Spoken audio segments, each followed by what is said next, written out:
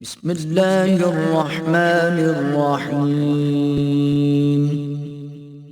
لقد جاءكم رسول من أنفسكم عزيز عليه ما عنتم حريص عليكم بالمؤمنين رؤوف رحيم.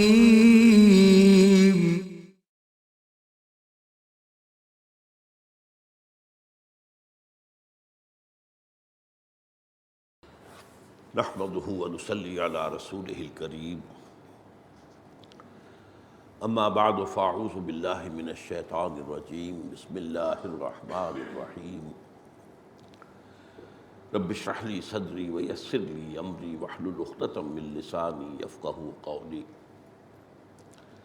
اللهم ربنا الهمنا رشدنا واعصمنا من شرور انفسنا اللهم ارنا الحق حقا وارزقنا اتباعه وارنا الباطل باطلا وارزقنا اجتنابه آمین یا رب العالمین.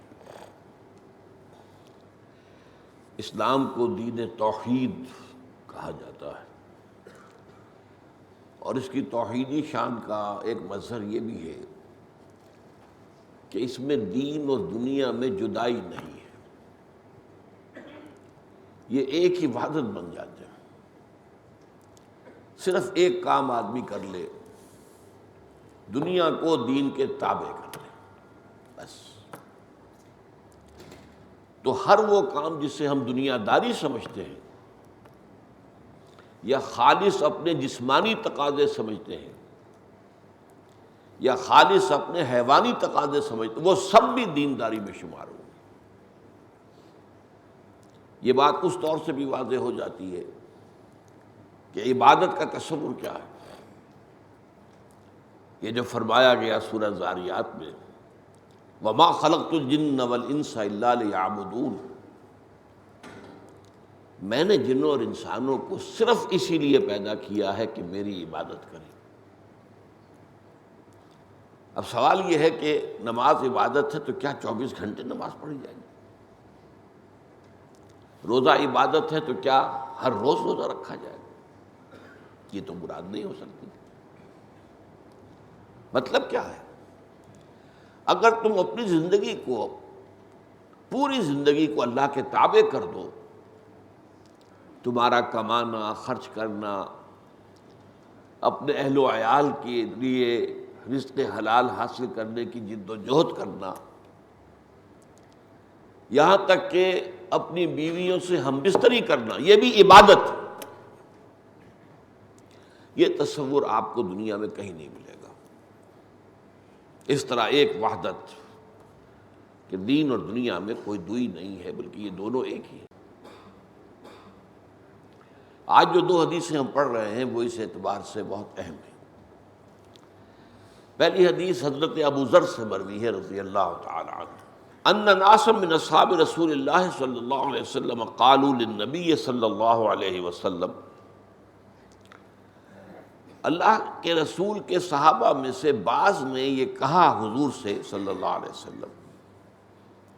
اب چونکہ یہ خود بھی فقراء میں سے ہیں تو یہ فقراء ہی کی بات کی ترجمانی کر رہے ہیں. یا رسول اللہ، اے اللہ کے رسول، ذہب اہل الدثور بالاجور، یہ دولت مند لوگ تو اجر و ثواب میں آگے نکل گئے، بازی لے گئے ہم سے، ہم تو پیچھے رہ گئے. اب اس کی وضاحت کی. یصلون کما نصلی، وہ نمازیں پڑھتے ہیں جیسے ہم پڑھتے ہیں. ویصومون کما نصوم، اور وہ روزے بھی رکھتے ہیں جیسے کہ ہم رکھتے ہیں. ویتصدقون بفضول اموالہم، اور وہ صدقہ بھی کرتے ہیں اپنے زائد مال میں سے. اب اس میں سوال کیا مضمن ہے؟ ہمارے پاس مال ہے نہیں، ہم صدقہ نہیں کر سکتے، تو ہم تو پیچھے رہ گئے. اچھا، یہاں بھی یہ دیکھیے کہ یہ نہیں کہا کہ کیوں اللہ نے یہ تقسیم رکھی ہے.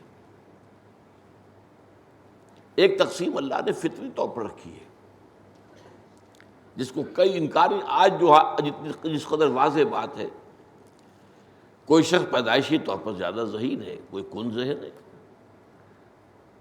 یہ تو اللہ کی تخلیق ہے۔ آپ کو کچھ اور قسم کے جینز ملے ہیں والدین کی طرف سے، مجھے کچھ اور قسم کے ملے ہیں، یہ اللہ کی تقدیر ہے، اس پر ہم مفصل گفتگو کر چکے ہیں چوتھی حدیث کے ذیل میں، ایمان بالقدر۔ تو ایک تو فرق ہے جو دنیا میں اب ایک شخص میں محنت کا مادہ زیادہ ہے، وہ زیادہ کما رہا ہے، ایک میں کم ہے، وہ کم کما رہا ہے، لیکن اس پہ شکایت کی ضرورت نہیں۔ ہاں یہ ضرور ہے کہ اگر غریبی اور امیری کے فرق میں ہمارے نظام کی کوئی خرابی ہے، اسے درست کرنا چاہیے۔ نظام میں مواقع سب کے لیے برابر ہونے چاہیے۔ اب یہ کام جو ہے بدقسمتی سے ماننا پڑتا ہے کہ ہمارے ہاں اسلامی ممالک نام نہاد میں کہیں وہ نظام موجود نہیں، کہیں، جو دنیا نے کر کے دکھایا ہے۔ میرا بچہ ہو، آپ کا بچہ، تعلیم ایک ہی ملے گی، ورنہ ایک امیر کا بچہ تو آگے نکل گیا، ایک غریب کا بچہ پیچھے رہ گیا، چاہے وہ ذہین تر ہو، اسے موقع ملتا تو شاید اس امیر کے بچے سے کہیں آگے نکل جائے، موقع نہیں۔ ان ساری چیزوں میں علاج سب کا ایک جیسا ہونا چاہیے۔ یہ کام انہوں نے کر کے دکھایا، دنیا نے ہم دیکھتے ہیں، آنکھوں سے دیکھ رہے ہیں۔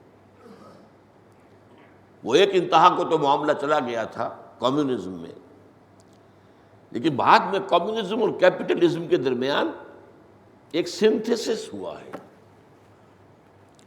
یہ میں نے بعض مواقع پر آپ کو بتایا ہے کہ ڈائلیکٹیکل میٹیریلزم جو مارکس کا فلسفہ ہے، اور قرآن مجید میں بھی اس کی گواہی موجود ہے، جس کا کہ میں نے بعض مواقع پر تذکرہ کیا ہے۔ انسان جب سوچتا ہے تو ایک بات وہ ایک نظام اپنے ذہن سے اختراع کرتا ہے، اس نظام پر چلتا ہے تو اس کی خرابیاں ظاہر ہوتی ہیں، اس کی خرابی کا ایک رد عمل پیدا ہوتا ہے، تھیسس اینٹی تھیسس۔ اب یہ تھیسس اور اینٹی تھیسس ٹکراتے ہیں آپس میں، لیکن بالآخر ان میں صلح ہو جاتی ہے، یہ مل جاتے ہیں، سنتھیسس، کوشش کرتے ہیں کہ دونوں کی بھلائیاں جمع کر لیں۔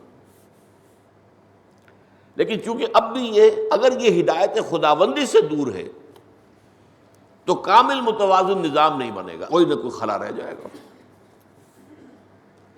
شہنشاہیت ختم ہوئی، جاگیرداری ختم ہوئی، تو بہرحال نوع انسانی کا ایک ترقی کی طرف قدم تھا نا۔ یہ کیا ہیں؟ یہ بادشاہ ہیں، ان کے محل ہیں، ان کی عیاشیاں ہیں، ان کی فوجیں کھڑی کر رکھی انہوں نے، وہ ذرا بولے تو صحیح، ذرا لگان دینے سے انکار تو کرے، اس کا جو ہے اس کا گھر بار جلا کے راکھ کر دیں۔ کیا نظام ہے؟ وہ نظام ختم ہوا جسے ہم دنیا میں سمجھتے ہیں، آج بھی اس کو سمجھتے ہیں کہ بہت اعلیٰ شے، جمہوریت آ گئی،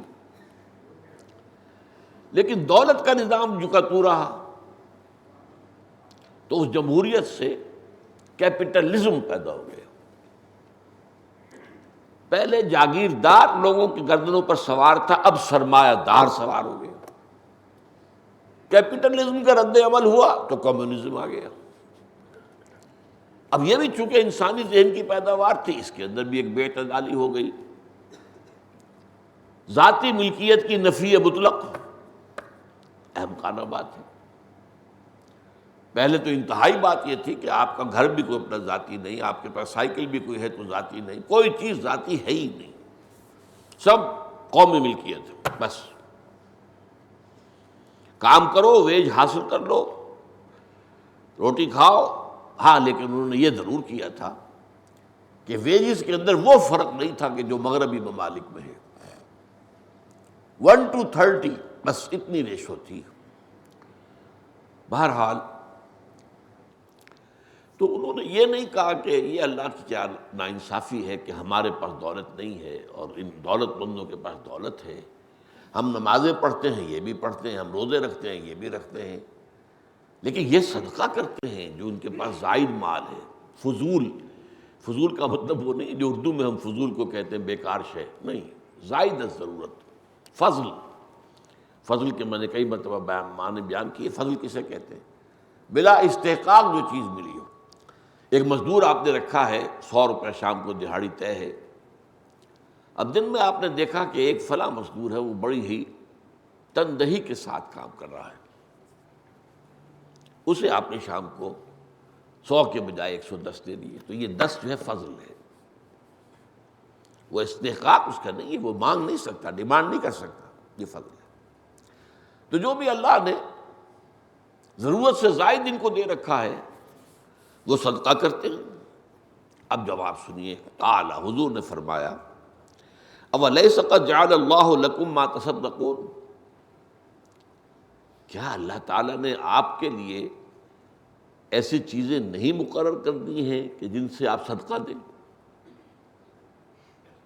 یعنی تمہارے لیے بھی راستہ اللہ نے کھول رکھا ہے. وہ صدقہ کیا ہے؟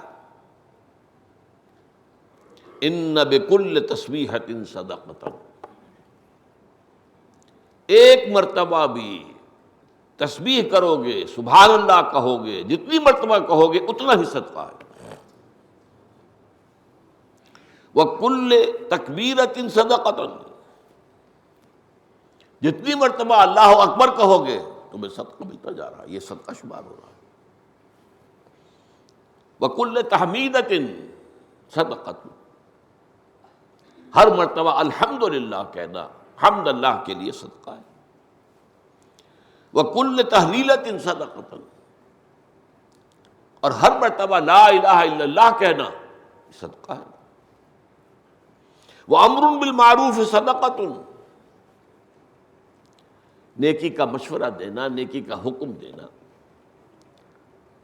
ایک آپ کی حیثیت ہے، اس کے مطابق وہ مشورہ بھی ہو سکتا ہے، وہ حکم بھی ہو سکتا ہے.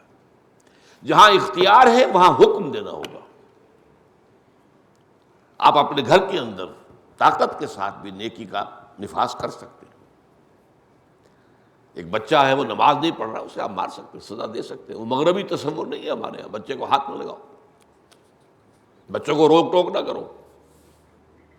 ہم تو سمجھتے ہیں کہ بچے میں اگر شرم ہے، حیا ہے، جھجک ہے، اس پر پوری حدیث ہم پڑھ چکے ہیں، وہ تو اس کی شخصیت کے صحت مند طور پر ارتقا پانے کا ذریعہ بنے گا. تو اس میں فرمایا گیا کہ نیکی کا اگر آپ کہیں آپ کا اختیار ہے تو حکمن، اختیار نہیں ہے تو مشورتن، نصیحتن، نیکی کی بات بتاؤ. وَنَهْيٌ عَن مُنْكَرٍ صَدَقَةٌ، اور کسی برائی سے روکنا زبان سے یا ہاتھ سے. من رعا منکم منکرا فلیغیرہ بیدہ فإن لم یستطع فبلسانہ فإن لم یستطع فبقلبہ وذلک اضعف الایمان. حضرت ابو سعید خدری رضی اللہ تعالیٰ عنہ سے مروی ہے، مسلم شریف کی روایت ہے، تم میں سے جو کوئی بھی کسی برائی کو دیکھے اس کا فرض ہے کہ طاقت سے ہاتھ سے روکے. اگر اس کی طاقت نہ رکھتا ہو زبان سے روکے. اگر حالات ایسے ہوں کہ زبان پر بھی پہرے بیٹھ گئے ہوں اور حق بات کہنے پر زبانیں کھینچی جا رہی ہوں الگ سے کم دل سے نفرت رکھے. اور یہ ایمان کا کمزور ترین درجہ ہے. اگر دل میں نفرت بھی نہیں ہے، بدی کو دیکھتے ہیں آپ کو احساس ہی نہیں ہوتا، کوئی دل میں اس سے نفرت ہی پیدا نہیں ہوتی، کوئی طبیعت میں گھٹن بھی پیدا نہیں. یہ کیا ہو رہا ہے، میں کچھ کر نہیں سکتا لیکن کیا ہے. اگر یہ بھی نہیں ہوتا پھر ایمان نہیں ہے. ذالک اضعف الایمان، یہ ایمان کا کمزور ترین درجہ ہے. وفی بضع احدکم صدقۃ، تم میں سے کسی کا اپنی بیوی سے ہم بستری کرنا بھی صدقہ ہے.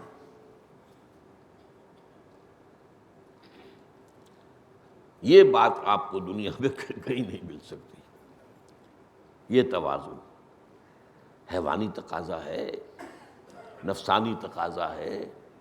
چنانچہ صحابہ نے کہا قالوا یا رسول اللہ، کہا اے اللہ کے رسول، ایاتی احدنا شہوتہ، کیا ایک شخص اپنی شہوت کو پورا کر رہا ہے، اپنی شہوت کا تقاضا پورا کر رہا ہے، وَيَكُونُ لَهُ فِيهَا أَجْرٌ، تو کیا اس میں اس کے لیے اجر ہوگا؟ جو خالص حیوانی تقاضا ہے، بشری تقاضا کہہ لے، حیوانی تقاضا کہہ لے، اس میں بھی اجر ہے۔ قال، آپ نے فرمایا، ارأیتم لو وضعها فی حرام اکان علیہ وزر، تم نے کبھی سوچا اگر وہ یہی کام حرام راستے سے کرتا تو اس پر گناہ ہوتا کہ نہیں ہوتا؟ اس پر سزا واجب ہوتی یا نہ ہوتی؟ فَكَذَلِكَ إِذَا وَضَعَهَا فِي الْحَلَالِ كَانَ لَهُ أَجْرٌ، تو اسی طرح جب وہ یہ کام حلال طریقے سے کر رہا ہے، جائز طریقے سے کر رہا ہے، وہی جو میں نے شروع میں عرض کیا، دنیا کو دین کے تابع کر دو، بس ایک فیصلہ۔ اب آپ کی پوری دنیا داری جو ہے وہ بھی دین داری ہے، آپ کی کسب معاش کی جد و جہد عبادت ہے، بیوی کا حق ادا کرنا عبادت ہے، اپنے نفس کا حق ادا کرنا، چاہے وہ نفس جو ہے وہ کھانے کے لیے مانگ رہا ہے تو حلال رزق دینا اس کو، یہ بھی آپ پر حق ہے۔ ان لنفسک علیک حقا وان لزوجک علیک حقا وان لزورک علیک حقا، تمہارے نفس کا بھی تم پر حق ہے اور تمہاری بیویوں کے بھی تم پر حقوق ہیں، اور تمہارے وزٹرز، زور زیارت کرنے والے جو آئیں ملنے کے لیے، ان کا بھی تم پر حق ہے۔ رواہ مسلم، امام مسلم نے روایت کیا ہے اس حدیث کو۔ اب دوسری حدیث پر آئی، عن ابی ہریرہ رضی اللہ عنہ قال قال رسول اللہ صلی اللہ علیہ وسلم، حضرت ابو ہریرہ سے مروی ہے، انہوں نے فرمایا کہ حضور نے فرمایا صلی اللہ علیہ وسلم۔ اب دیکھیے یہی حقیقت ایک دوسرے انداز میں آ رہی ہے۔ دین ایک حقیقت واحدہ ہے، اس کو ادھر سے دیکھ لے ادھر سے دیکھ لے، جیسے فیصل آباد کا گھنٹہ گھر ہے کہ جس بازار سے جائیں گے گھنٹہ گھر پہنچ جائیں گے۔ ایک لفظ عبادت میں بھی پورا دین جو ہے موجود ہے، ایک لفظ توحید میں پورا دین موجود ہے، ایک لفظ شہادت میں پورا دین موجود ہے، ایک لفظ اقامت میں پورا دین موجود ہے۔ اقامت الدین، شہادت علی الناس، عبادت رب، یہ پورے دین کی تعبیر ایک اینگل سے ہو سکتی ہے۔ اس حدیث میں حضور فرماتے ہیں کل سلامہ من الناس علیہ صدقۃ، انسانوں کے ہر جوڑ پر صدقہ واجب ہے، کل یوم تطلع فی شمس، ہر روز جس میں کہ سورج طلوع ہو۔ آپ کے کتنے جوڑ ہیں جسم کے اندر؟ آپ کو معلوم ہے کوئی ایک جوڑ بھی لاک ہو جائے، اس میں حرکت نہ رہے تو آپ کے ہینڈی کیپ کتنا ہو جائے گا۔ بڑے جوڑوں کا معاملہ بڑا ہے، چھوٹے جوڑوں کا بھی ہے۔ اگر یہ جوڑ صحیح سالم کام کر رہا ہے تو آپ پر شکر واجب ہے، اور اس شکر کی شکل صدقہ ہے۔ اب وہ صدقہ کی تفصیل پہلے آ گئی ہے۔ صدقہ صرف مالی خیرات کو نہیں کہتے، بلکہ صدقہ سبحان اللہ سبحان اللہ سبحان اللہ، یہ بھی صدقہ ہے۔ الحمدللہ الحمدللہ الحمدللہ، یہ بھی صدقہ ہے۔ اللہ اکبر اللہ اکبر اللہ اکبر، یہ بھی صدقہ ہے۔ لا الہ الا اللہ لا الہ الا اللہ لا الہ الا اللہ، یہ بھی صدقہ ہے۔ نیکی کی بات کسی سے کہنا، یہ بھی صدقہ ہے۔ بدی سے کسی کو باز رہنے کی تلقین کرنا یا حکم دینا، یہ بھی صدقہ ہے۔ یہاں تک کہ بیوی سے ہم بستری بھی صدقہ ہے۔ تو صدقے کی وہ پوری تفصیل پچھلی حدیث میں آ چکی ہے۔ اب اس کی جو وسعت ہے کہ انسان کے ہر جوڑ پر روزانہ جس روز بھی سورج طلوع ہو گیا ہے اس پر صدقہ واجب ہو گیا۔ تعدل بین الاثنین صدقۃ، اب یہ ایک اور ایسپیکٹ سے صدقے کی بات آ رہی ہے۔ اگر دو افراد کے درمیان تم انصاف کرو، کوئی جھگڑا ہے، کوئی اختلاف ہے، تمہیں ثالث بنایا گیا ہے، یا تم بھی ایسی حیثیت پر فائز ہو کہ تم ان کے درمیان صحیح فیصلہ کر سکتے ہو، کوئی اختیار تمہیں حاصل ہے۔ تو دو اشخاص کے درمیان عدل کا معاملہ کرنا یہ بھی صدقہ ہے۔ وَتُعِينُ الرَّجُلَ فِي دَابَّتِهِ فَتَحْمِلُهَا عَلَيْهَا أَوْ تَرْفَعُ لَهُ عَلَيْهَا مَتَاعَهُ صَدَقَةٌ۔ اور کسی شخص کو اگر تم سواری پر سوار ہونے میں مدد دو، کوئی شخص گھوڑے پہ چڑھنا چاہ رہا ہے، تھوڑا سا سہارا اسے مطلوب ہے، بہت ماہر گھوڑ سوار نہیں ہے کہ جو چھلانگ مار کر سوار ہو جاتے ہو، یا یہ کہ کوئی مال اس کا ہے وہ اسے پکڑا دیتے ہو، پھر لو بھائی کوئی اونٹ پر سوار ہو گیا اب اس کا مال اس کو پکڑا دے، یہ بھی صدقہ ہے۔ قال، اور فرمایا مزید، والکلمۃ الطیبۃ صدقۃ، کلمہ طیبہ اچھی بات، قرآن مجید میں آیا نا، الم تر کیف ضرب اللہ مثلا کلمۃ طیبۃ کشجرۃ طیبۃ اصلھا ثابت وفرعھا فی السماء۔ کلمہ طیبہ اصطلاحی معنی میں تو ہم جو پہلا کلمہ ہے لا الہ الا اللہ محمد رسول اللہ، وہ کلمہ طیبہ ہے، لیکن یہ عام ہے، اچھی بات، بھلی بات، نیکی کی بات، ادائیگی حقوق کی تلقین، یہ سب جو ہے کیا ہے؟ والکلمۃ الطیبۃ صدقۃ، یہ بھی صدقہ ہے۔ وکل خطوۃ تمشیھا الی الصلاۃ صدقۃ، ہر قدم جس سے تم چل رہے ہو جبکہ نماز کے لیے جا رہے ہو، جماعت کی نماز کے لیے مسجد کی، تو یہ بھی صدقہ ہے، ہر قدم پر صدقہ، ہر قدم پر نیکی۔ وَتُمِيتُ الْأَذَىٰ عَنِ الطَّرِيقِ صَدَقَةٌ، اور اگر تم راستے سے کوئی اذیت بخش چیز ہٹا دو، یہ بھی صدقہ ہے۔ راستے پر چلتے ہوئے آپ دیکھتے ہیں کہ اینٹ پڑی ہے، کوئی ٹھوکر کھا جائے گا، ہٹا کر اس کو ایک طرف کر دیا، کوئی اور شے ہے، موزی ہے، کوئی کانٹوں والی کوئی چیز پڑی ہوئی ہے، ہٹا دو، صدقہ ہے۔ تو گویا کہ دیکھیے ایک ہی لفظ سے صدقہ میں آج ہم نے دیکھا ہے، ایک لفظ صدقہ میں پورے دین کی تعبیر ہے، ایک لفظ عبادت میں پورے دین کی تعبیر ہے۔ یا ایھا الناس اعبدوا ربکم الذی خلقکم والذین من قبلکم لعلکم تفلحون، اے لوگوں اپنے اس رب کی عبادت اختیار کرو جس نے تمہیں بھی پیدا کیا، تم سے جو پہلے ہو گزرے ان کو بھی پیدا کیا تاکہ تم فلاح پاؤ، لعلکم تتقون، تاکہ تم بچ جاؤ۔ کس چیز سے بچ جاؤ؟ اللہ کے عذاب سے بچ جاؤ۔ تو ایک لفظ ہے عبادت، ایک لفظ اسلام، پوری بات آ جائے گی، ایک لفظ ایمان، اس کے حوالے سے سب کچھ آ جائے گا۔ ایمان میں عمل بھی شامل ہے، برا عمل جو ہے وہ ایمان کی نفی ہے، اچھا عمل وہ ایمان کا ثمرہ ہے، اس کا پھل ہے۔ یہ حدیث جو ہے اس کو روایت کیا ہے امام بخاری اور امام مسلم دونوں نے۔ ہم چلتے ہیں اگلی حدیث کی طرف۔ یہ بھی اصل میں ان احادیث میں سے ہے کہ جن کے بارے میں پہلے میں آپ کو بتا چکا ہوں، جنہیں جوامع الکلم سے تعبیر کیا ہے حضور نے خود، اوتیت جوامع الکلم، مجھے اللہ تعالیٰ کی طرف سے بڑے جامع کلمات عطا ہوئے، چند لفظوں میں معانی کا، ہدایت کا، حکمت کا سمندر بند کر دینا۔ البر حسن الخلق، اب نیکی کیا ہے؟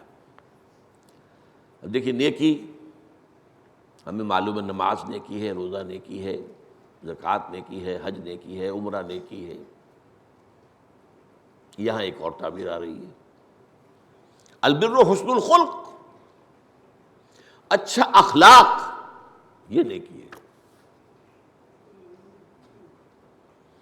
صدقہ کے حوالے سے مجھے وہ حدیث یاد آ گئی، تبسمک فی وجہ اخیک صدقۃ، تمہارا کوئی عزیز دوست بھائی تم سے ملنے آیا ہے، تم متبسم چہرے کے ساتھ اس کا اگر استقبال کرتے ہو تو اس کا بھی دل جو ہے کچھ اس کی کلی کھل اٹھے گی۔ اور اگر آپ نے عبوساً قمطریدہ کی حیثیت سے بس وہ جیسے بعض لوگ ہاتھ بھی ملاتے ہیں تو ایسے ہی کہ تھوڑا سا چھو جائے بس اس سے زیادہ نہ ہو، تو انقباض پیدا ہو جاتا ہے، آنے والے مقام کا آیا۔ تبسمک فی وجہ اخیک صدقۃ، اپنے بھائی کے سامنے تبسم کے ساتھ مجھ سے ملنا یہ بھی صدقہ ہے۔ تو البر حسن الخلق۔ اب دیکھیے یہ ہمارے مطالعہ قرآن حکیم کے منتخب نصاب کا اہم درس ہے، بر کی حقیقت۔ لیس البر ان تولوا وجوہکم قبل المشرق والمغرب ولکن البر من آمن باللہ والیوم الآخر والملائکۃ والکتاب والنبیین وآتى المال على حبه ذوي القربى واليتامى والمساكين وابن السبيل والسائلين وفي الرقاب وإقام الصلاة وإيتاء الزكاة وأقام الصلاة وآتى الزكاة والموفون بعهدهم إذا عاهدوا والصابرين في البأساء والضراء وحين البأس أولئك الذين صدقوا وأولئك هم المتقون۔ یہ پوری ایک انسانی شخصیت کا ہیولہ ہے، پورا کردار مکمل ایک آیت کے اندر۔ ان مختلف پہلوؤں سے انسان کے اندر اگر یہ کیفیات موجود ہیں تو پھر وہ سچا نیک ہے، واقعی نیکوکار ہے، حقیقت میں پھر وہ صادق ہے، اور یہی وہ ہے جس کو کہ متقی کہا جاتا ہے۔ تمہارے ذہنوں میں تقوی کا بھی کچھ اور ہی معیارات ہیں، کچھ ظواہر کے ساتھ، کچھ لباس، کچھ یہ، کچھ وضع قطع، اسی کے حوالے سے تم لوگوں کا تقوی ناپتے ہو، لیکن تقوی بھی در حقیقت اس متوازن شخصیت کا نام ہے۔ والاسم ما حاک فی نفسک، گناہ وہ ہے جس سے تمہارے جی میں تشویش پیدا ہو جائے۔ اب اس کے پیچھے یوں سمجھیے کہ ٹپ آف دی آئس برگ کے نیچے جیسے کہ بہت بڑا تودا جو ہے برف کا ہوتا ہے، نظر تو اوپر سے وہ ٹپ آف دی آئس برگ نظر آتا ہے صرف، لیکن یہ تو جہاز کا کیپٹن ہے جو ڈرتا ہے اس کو دیکھ کر کہ پتہ نہیں اس کا بخت کا نیچے جو ہے کتنا بڑا ہو یہ اور میرا جہاز ٹکرائے جا کر۔ ٹکراتے ہیں اور خود ڈوبتے بھی ہیں۔ اس کے پیچھے پورا فلسفہ ہے۔ انسان میں نیکی جبلی طور پر موجود ہے، کیوں؟ وہ صرف حیوان نہیں ہے، اس میں روح ربانی بھی ہے۔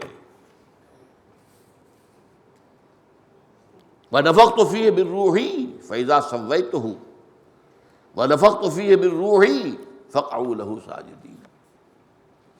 یہ روح جو ہے نیکی سے اسے فرحت ہوتی ہے،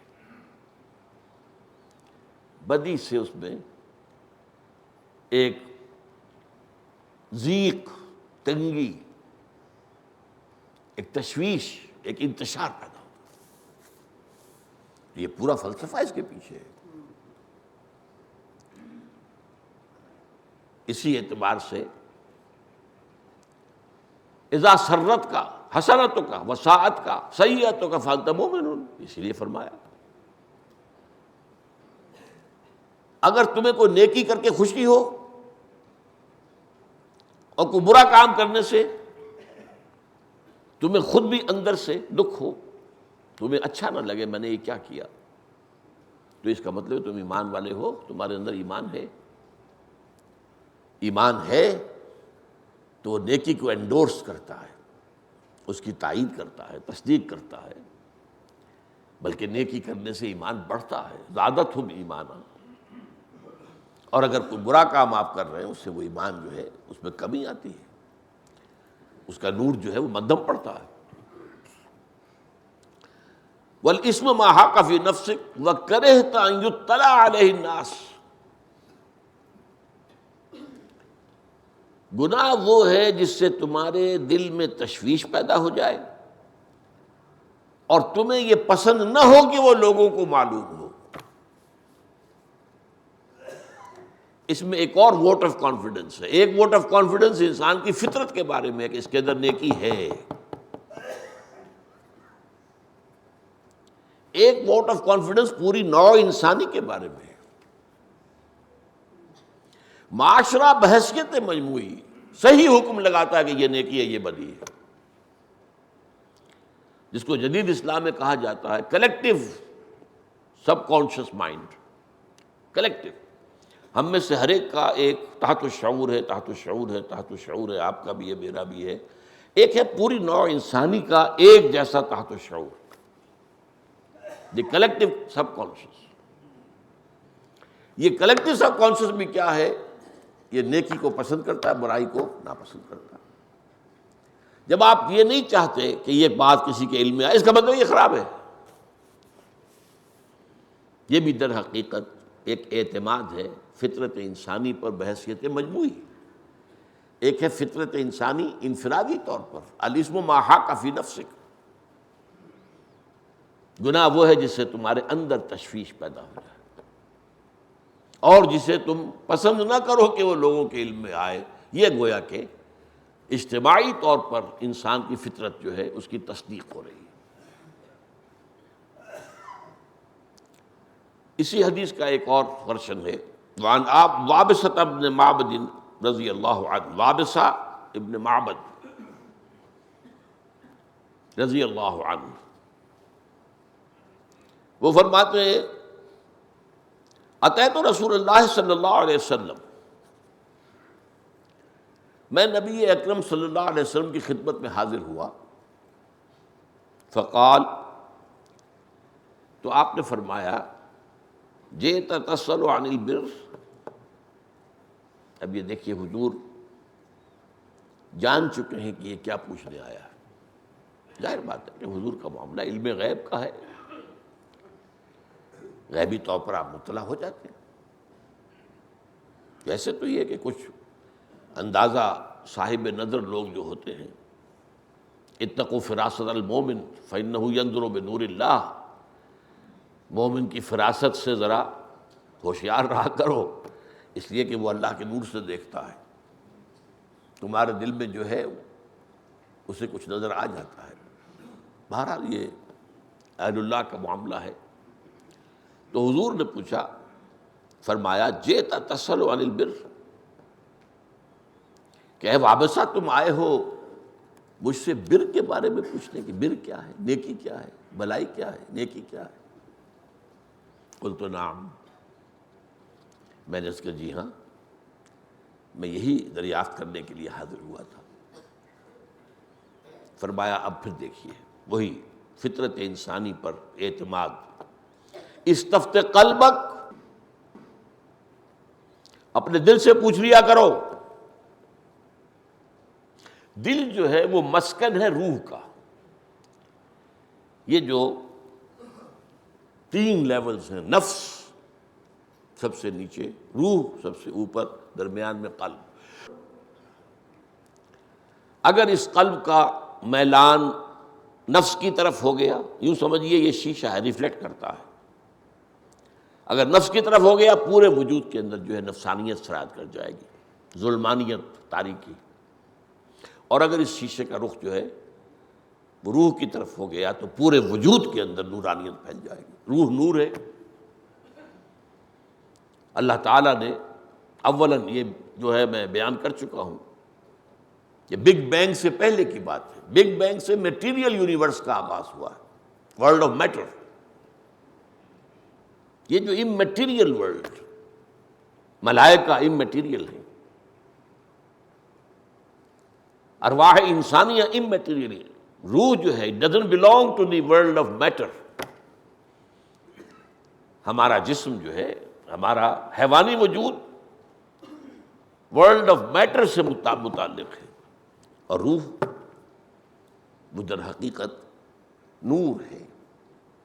اور اسی میں جیسا کہ بعض احادیث سے معلوم ہوتا ہے کہ جب اللہ تعالیٰ نے پہلے نور پیدا کیا، نور سے سب سے پہلے روح محمدی کو پیدا کیا صلی اللہ علیہ وسلم. روح اسی نور ہی سے فرشتے پیدا کیے گئے، اسی نور ہی سے ارواح انسانی پیدا کی گئی، اور تمام انسانوں کی ارواح پیدا کر دی گئی تھی، تمام انسانوں کی جو بھی آ چکے دنیا میں اور جو آنے والے ہیں قیامت تک، اور ان سب سے عہد لیا تھا اللہ نے، الست بربکم قالوا بلی، کیا میں ہی نہیں ہوں تمہارا رب اور آقا اور معبود؟ ہم سب نے کہا تھا بالکل آپ ہی ہمارے رب ہیں۔ یہ عہد الست ہے جو لے کر ہم آئے ہیں دنیا میں۔ مجھے ایک مرتبہ ایک ابروہی صاحب نے ایک جملہ کسی فلسفی کا سنایا تھا، بہت گہرا جملہ ہے۔ Had you not possessed me in the beginning, you would never have searched for me۔ یہ جو لوگ خدا کی تلاش میں کوئی غاروں میں جاتا ہے، کوئی پہاڑوں کی گپھاؤں میں جاتا ہے، کوئی کہیں کچھ اور کرتا ہے، یہ کیوں ہے؟ اگر ابتدا ہی میں تمہارا میرے ساتھ تعارف نہ ہوتا تو تم کبھی مجھے تلاش نہ کرتے۔ وہ تو اصل میں اس وقت سے، واقفیت تو اس وقت سے ہے، تعلق تو اس وقت سے ہے، روح کی کا تعلق۔ وہ روح چاہتی ہے تقرب، اللہ کا قرب، یہ اس کی جو ہے ارج ہے اس کے اندر، اور یہ جو پردہ ہے حائل میٹیریل ورلڈ کا، یہ روح پر بہت شاخ گزرتی ہے۔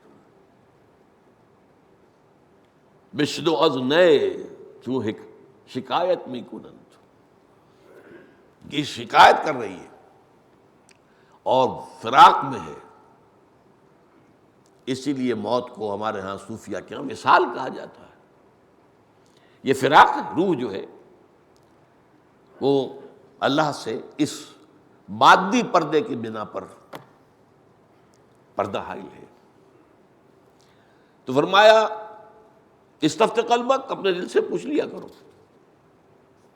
البر مطمئنت الیہ النفس، مطمئنت بہ النفس، نیکی وہی ہے جس سے جی کو، تمہارے جی کو اطمینان حاصل ہو، وہی بات جو بیان کر چکا ہوں، خوشی حاصل ہو۔ اذا سرت کا حسنت کا وساعت کا سیئت کا فانت مومن، جب نیکی سے خوشی ہو، بدی سے رنج ہو، تو تم مومن ہو۔ البر مطمئنت الیہ النفس واطمئن الیہ القلب، اور مطمئن ہو جائے اس کے ساتھ دل۔ یہ اصل میں پھر ایک وحدت بن جاتا ہے، روح، قلب، نفس، یہ ایک وحدت بن جاتے ہیں، اور اس وحدت کا نام جو ہے قرآن مجید کی اصطلاح میں نفس مطمئنہ ہے۔ یا ایتھا النفس المطمئنہ ارجعی الی ربک راضیۃ مرضیہ، نفس مطمئنہ، نفس لوامہ، نفس امارہ۔ جب یہ قلب کا رخ نفس کی طرف ہے اور پورا وجود جو ہے وہ قلب کے تابع ہے، تو یہ کیفیت نفس امارہ کی، ان النفس لامارۃ بالسوء، یہ نفس تو برائی ہی کا حکم دیتا ہے۔ ایک کیفیت یہ ہوتی ہے ڈاواں ڈول،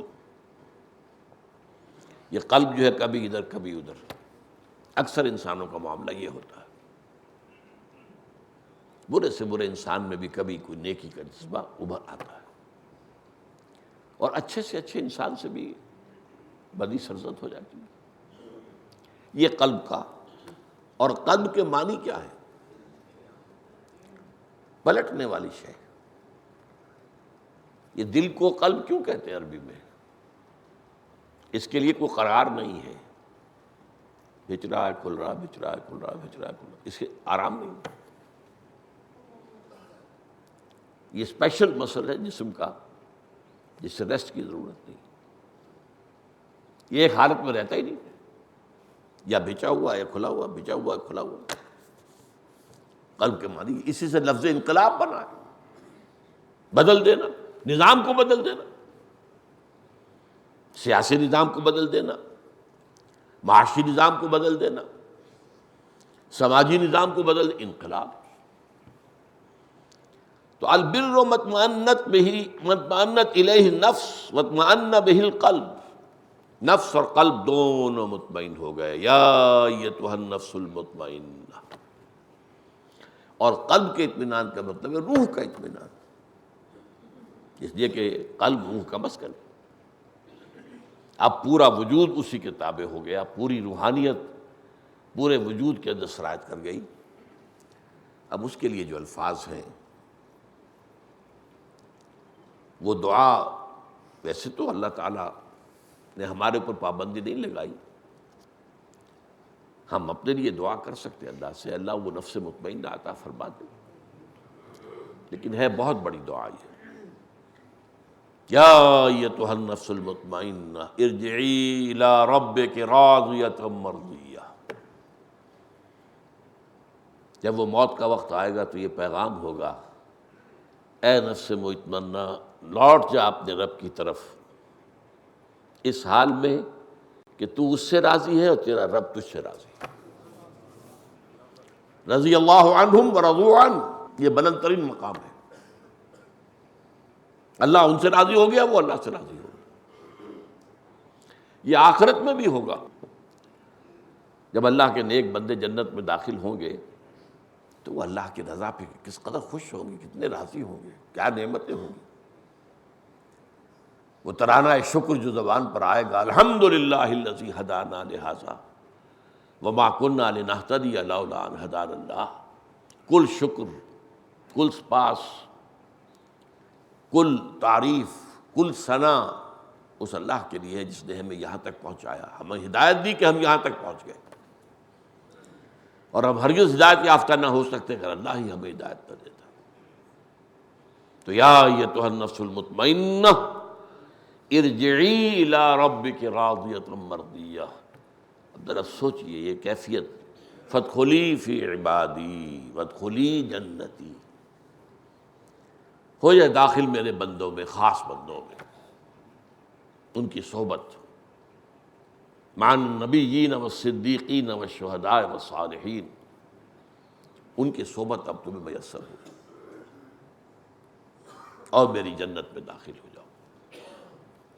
تو البر مطمئنت الیہ النفس واطمأن الیہ القلب والاسم ما حاک فی نفسک۔ اب یہ وہی جو پہلی روایت میں لفظ تھا، گناہ وہ ہے جس سے کہ تمہارے سینے کے اندر، تمہارے جی میں ایک تشویش پیدا ہو جائے، وتردد فی الصدر،